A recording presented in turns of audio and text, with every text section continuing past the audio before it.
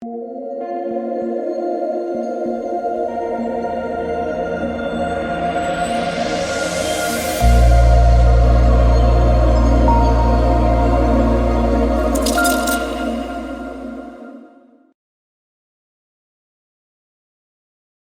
ready for a coach tilt? You should be, because you're going to get one here in a couple minutes. But welcome, guys. My name is DK. I'm going to be here to talk about the 4-game NBA preseason slate on Tuesday. If this is your first time watching, I do make content for Draftkings and PrizePicks. PrizePicks is the sponsor of this video. You can use the code DKDFS for a 100% match up to $100. And oh yeah, we swept the board again, 9 for 10 on the preseason so far.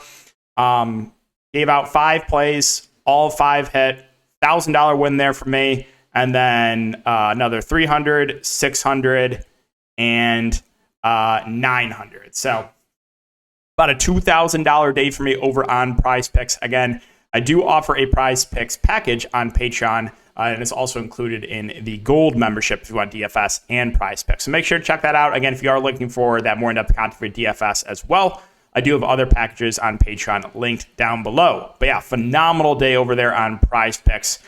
All right, let's recap my lineup here from tonight. So let's first go and take a look at my main slate lineup, which did not cash.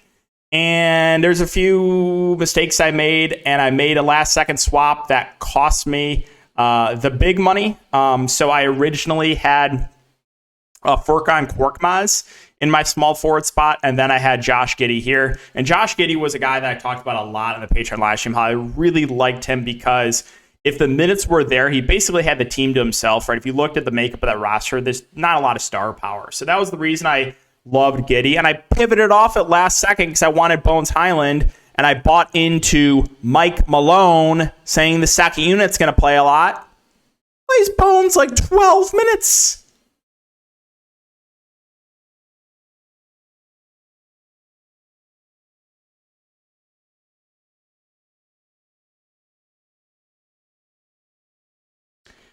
Don't get me started on Mike Brown or Darvin Ham, all right? So here's the thing, right? If you're only going to play your starters a half, let us know. Let us know. And the Lakers, they said before the game started, we're going to run an 11 to 12-man rotation tonight. So 11 to 12-man rotation basically means starters playing 3 quarters and then, a couple guys at the end of the bench getting run in the fourth quarter. You run a 10-man rotation, right? You play your starters 1 shift in the third quarter, you bring in the bench, and then you bring a couple guys at the end of the bench in the fourth quarter. It runs like a 15-man rotation, and the Lakers starters don't play the second half. I have an extremely low-owned AD smashing to so much pain. And then Mike Brown, just let us know, right? I was buying into, so I made a mistake here. I should have had one of the Blazers stars, either Lillard or Nurkic, as a core option over Sabonis, but I was pretty confident they were going to play in the second half because I thought the Lakers starters were going to play in the second half, but no, both got pulled. So, yeah, I'm tilted about that, and I definitely made a mistake by not having one of those Blazers guys as a core option. But yeah, going over the rest of my lineup, Maxey, I was a bit concerned. I talked about him and Tobias Harris possibly not playing second half. They did not. Also, Melton did not play in the second half either. Keegan Murray had a solid game. Paolo Banchero shot 2 of 50 to start, so that was not a great shooting game for him. Paul Reed was solid. Again, Bones Highland played 12 minutes. Mike Malone, are you serious, bro? And then obviously AD and Sabonis don't play in the second half. So a little bit frustrated there. And had I kept Giddey and Furkan Korkmaz, I think I'd be taking down this tournament. Giddey finished with about 50, and Korkmaz, I think, was over 30. So basically, Murray matched what Furkan would have got, and then I had Giddey here instead of Bones. So that's another 40 fancy points on top of 176. What was that? It's late. 186, 196, 206, 216. Yes, I would have been basically first place. 216 point. Yeah, so I would have got first in this tournament, but I got dead last. So a little bit tilted about that. And then Ty Lue, my man Ty Lue and the Clippers beat writers. Let's go over my late slate lineup, all right? This is my late slate lineup, and I made a post about a few of these Clippers guys because we got news that the vets were going to play the first half and the young guys were going to play the second half. So I talked about Brandon Boston, Diabate, and Jacob Preston. Brandon Boston had a great game, 7% ownership. Diabate went for 22 at 3% ownership. Let's take a look at what first place was in the slate. First place winning $2,000, 183. Okay? I'm at 172. And 6 minutes after lock, we get news that Jason Preston is out.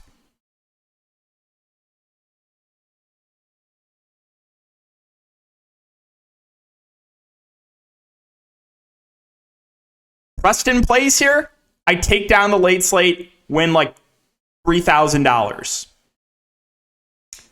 So yeah, pain on the DFS side of things today for me. But like I said, winning about $2,000 on Prize Picks definitely eases the pain a bit.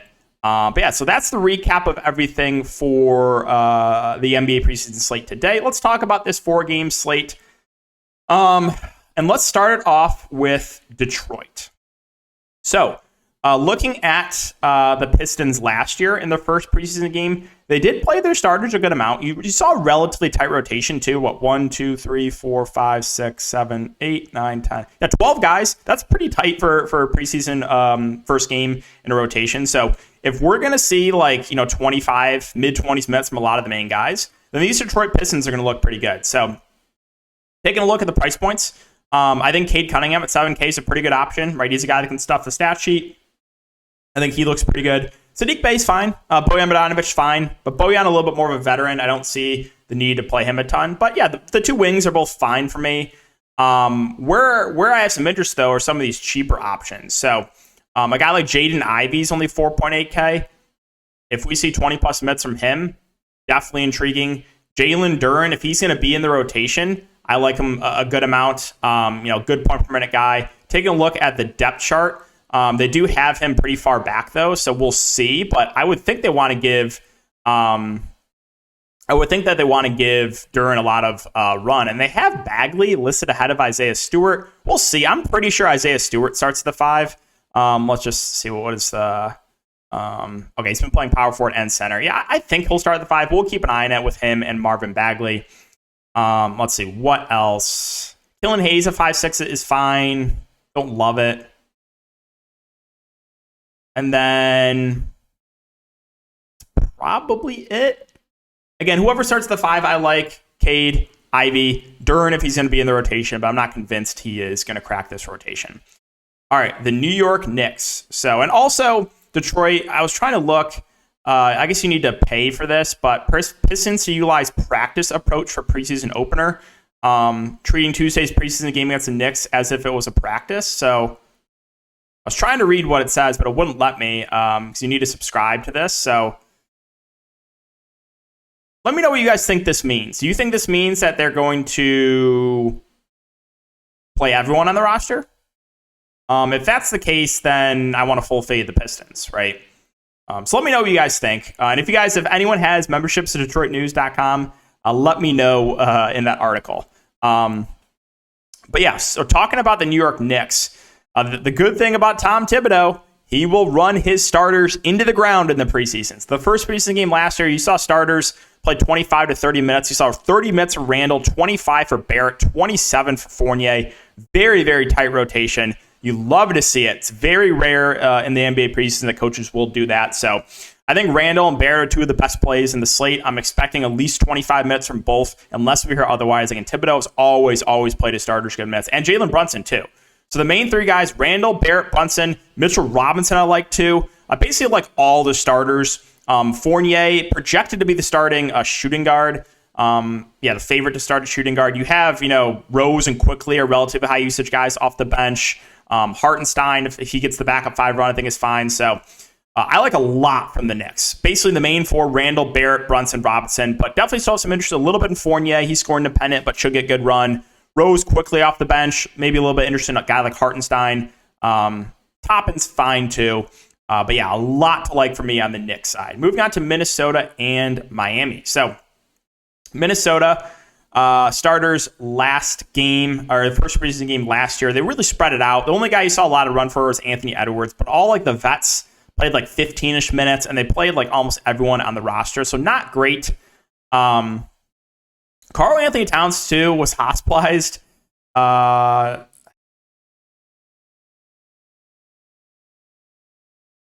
Yeah, so if you think he'll be ready for the regular season, don't expect him to be available here. And then we got news that Rudy Gobert, sorry guys, it's been a late night for me. Rudy Gobert won't play in the preseason opener either. So the two bigs out for Minnesota. We'll keep an eye on what they do with the starting lineup.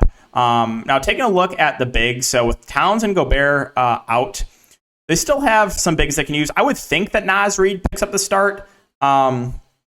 We'll keep an eye on it. If you look at the depth chart on DraftKings, they do have, again, Naz Reid as the backup. Nathan Knight and Luka Garza, also guys that I expect to get a decent chunk of run too. So these Minnesota bigs, I have some interest in. Naz Reid looking pretty good, assuming that he starts, but I don't expect huge minutes. That's the only downside. And then, again, if the vets are not going to play a ton, then it's hard for me to like guys like D'Lo or Kyle Anderson. Ant played the most last year, so he would probably be the spend up I would look to there. But if they're really going to spread out the minutes here, then mainly just the bigs and maybe a little bit of interest in a guy like Anthony Edwards. Moving on to Miami. So I wanted to point this out. Where is this tweet? Okay, so just look at this. Love to see this. Keep an eye out for an Adebayo Yurt-7 front court during scrimmage tonight and preseason. He worked a lot with that in camp, both trying to work his three-point spaces. He'd also hopeful Robinson resurge.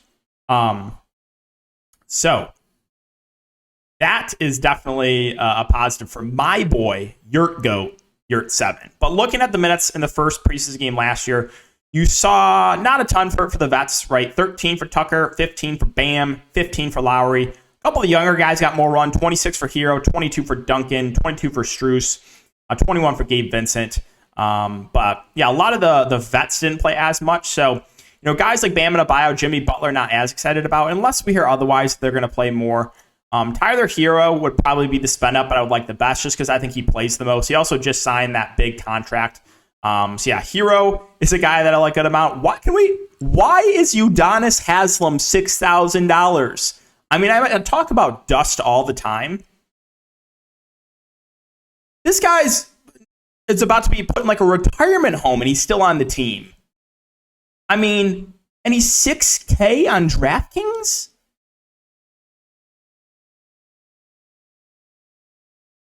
But yeah, scrolling down a bit more, my boy, Omer Yurt-7 is only 4.9K. If he gets some run next to Bam and then more run in the second half at the 5, I think he looks pretty good. I'm not sure what the price points. So Drew Smith's 5.5. Bowie, I don't know what DraftKings is doing here. But let's take a look at the depth chart. So yeah, Gabe Vincent is 5.3K. I think he's a guy that is in consideration just because he's a younger guy. Expect him to get a decent run. You can make the argument for Duncan. He's very score independent. Haywood Highsmith, I think, is a sneaky play. He's only 4.2K. He looked decent in the summer league. And then, I mean, if Darius Days does get minutes, he was absolutely phenomenal in the summer league, like in limited action. This guy was putting up a double-double in like 15 minutes. Not sure if he plays, but I did just want to mention that. So I think, again, the younger guys like Hero, Gabe Vincent looks solid. I do like Yurt-7 a lot at 4.9, and then some interest in a guy like Haywood Highsmith. All right, Pelicans and Bulls. I couldn't find anything on the Pelicans. The only piece of news I saw is that the Bulls haven't decided how much they're going to play their starters, and Billy Donovan said sitting some of the vets in at least one of the 4 preseason games is possible, but not guaranteed. So we'll talk about the Bulls here in a sec. But yeah, with the Pelicans, looking at their first preseason game last year, minutes, not amazing. You saw 23 for Ingram, 22 for Graham, 30 for Trey Murphy off the bench. So you did see some of the younger guys get extended run, but A little bit spread out there. So looking at the roster, Zion Williamson in his first game back. I mean, if he gets like 20 minutes or so, I definitely have some interest in Zion. It's going to be interesting to see how the Zion-Jonas Valanciunas front court will work. Brandon Ingram is questionable for the game on Tuesday, and then CJ McCollum also questionable. So if those two miss, just more usage for guys like Zion and JV, I'm just not sure exactly how much they will play. So definitely important to keep an eye on Ingram and CJ. I don't love the price on Devontae Graham there. Herb Jones feels a little pricey as well. Alvarado's 5'8". I think he's a decent value play. But yeah, Trey Murphy is only 4.5. He's probably the guy I like the best point per dollar. He played the most last game. He's a shooter and expect him to get a good amount of run. Najee Marshall, I think, is fine as well there for value. But yeah, some just questionable price points here for the Pelicans. Once again, Draftkings, not sure exactly what they are doing, but let's move on to the Chicago Bulls. And the Bulls, in their first preseason game, gave their starters a solid run. You saw 25 for DeRozan, 24 for Vooch, 26 for Lonzo, 24 for Levine. And Billy Donovan, again, one of the few coaches, he will play the starters good minutes in the preseason. So I always talk about how, coaches really, really tilt me, but I got to give credit where credit's due. I like Tom Thibodeau. I like Billy Donovan. We need more coaches like this in the NBA. And less Mike Malone's, less Steve Kerr's, less Greg Popovich. All right? But yeah, looking at Bulls and the prices, obviously no Lonzo. It looks like Ayo Dosunmu's going to start.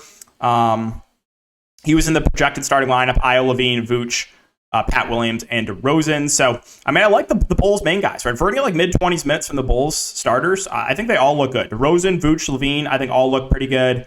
Pat Williams is 5'3". He's fine, but he's going to be low usage playing with the starters. And Ayo starting the point, I think looks pretty good. Two guys off the bench, Kobe White and Alex Caruso, should get solid run. I think they look pretty good. You got Andre Drummond, now the backup 5 for the Bulls. He's a really good point per minute guy. So basically, like the rotation here for the Bulls, I think, the starters plus like the first few guys off the bench, I'm pretty high on. Because a lot of these teams outside of like the Knicks, we're not expecting big minutes unless we hear otherwise. But if we're going to get like mid-20s minutes for the starters and like high teens for some of these bench guys, then yeah, the Bulls are a team I'm pretty high on. But like I said, we'll keep an eye on it. That can change. Billy Donovan did say there's a chance some vets could rest at least one preseason game. And then finally, the Utah Jazz and the Portland Trailblazers. So the Utah Jazz, let's take a look at their first preseason game the other night. They actually gave their starters a decent run. But they got absolutely destroyed by the Raptors, who basically played with the second and third unit. I mean, this Jazz team, taking a look at this roster, might be the worst roster I've ever seen in my life, and that's putting it lightly. Wow, is this team just horrific. They might not win 10 games. But yeah, they started Jared Vanderbilt, Lauri Markkanen, Olynyk, Beasley, and the dust of Mike Conley. Wow, is this just an awful, awful roster. But yeah, looking at players and their price points, Markkanen was a pretty high usage player for this team. He got a lot of run too. Scored 20 points. I think he looks pretty good in the mid-range. Conley not as excited about. I think I'd rather go to Clarkson or Sexton off the bench. I was a little bit surprised that Sexton did not start. He did play 18 minutes. I think I'd rather take a shot on him over Mike Conley. And then Clarkson saw 18 minutes as well. So I think I slightly prefer guys like Sexton and Clarkson to Conley. Cody Zeller only got garbage time run, so not a ton of interest there. Olynyk started the 5 and caused me just so much pain the other night. 0 for 7 shooting in 22 minutes. I mean, are you serious? But yeah, Kelly Olynyk, I think, is a solid play, assuming that he starts again. Beasley's fine, too. I mean, reports are from practice that Beasley's been, one of their better players. He played 21 minutes. He didn't do a ton. My boy, NAW, has not been great the last year or so. I got to take the L there. Walker Kessler got 14 minutes and was solid, the rookie. He's a guy that I think is viable. He's relatively cheap, only 4.3K. And then the rest of the Jazz only got, end of the bench or, garbage time run. Ochai Agbaji, I was a little bit surprised that Agbaji wasn't in the regular rotation. Jared Butler, Foncheo, THT was not in the regular rotation either. Was definitely surprised about that. And then Cody Zeller only got garbage time run. And then finishing up with the Blazers. So here's the thing. We knew before lock that, starters were going to play pretty big minutes in the game tonight. Now it's a back-to-back. A lot of the main guys saw like mid-20s minutes. They got, the first half and then one shift in the third quarter. So we got to monitor this news. If we get news that it's going to be the same deal here for Portland, then I'm very high in Lillard and Nurkic once again. Because we're already at 25 or so minutes from them. They look really, really good. They will lead the offense. The other starters in Hart, Grant, and Simons are all solid plays as well. Obviously would lean Lillard and Nurkic because they're going to be the highest usage players. But Hart, Grant, Simons would be in play as well. Now, if the Blazers rest their vets, then this is where we could get a lot of value. Also, it was a little bit tilted. Chauncey Billups played Shaedon Sharpe like 5 minutes until garbage time. Are we serious with that? Like, what are you doing? But if they rest like all their main guys, then there's going to be a lot of value. Shaedon Sharpe, Keon Johnson, Drew Eubanks would most likely start at the 5. Watford would be in play. There would be a lot to like here from the Blazers if they rest like Jabari Walker, rookie. He's a really good point per minute guy. He only got garbage time run too, but if he gets extended minutes, he'd be someone that would be in consideration. Brandon Williams would be viable as well. Where is he at? He's a little bit pricier, but we'll monitor that news. Back to back, I think there is a chance that a lot of these vets do rest. But yeah, guys, that's going to wrap it up for the video. Again, if you have been enjoying the content, make sure to like, subscribe, and hit the notification bell. Appreciate you guys, as always, for putting up with my tilts, and I'll see you all in the next video.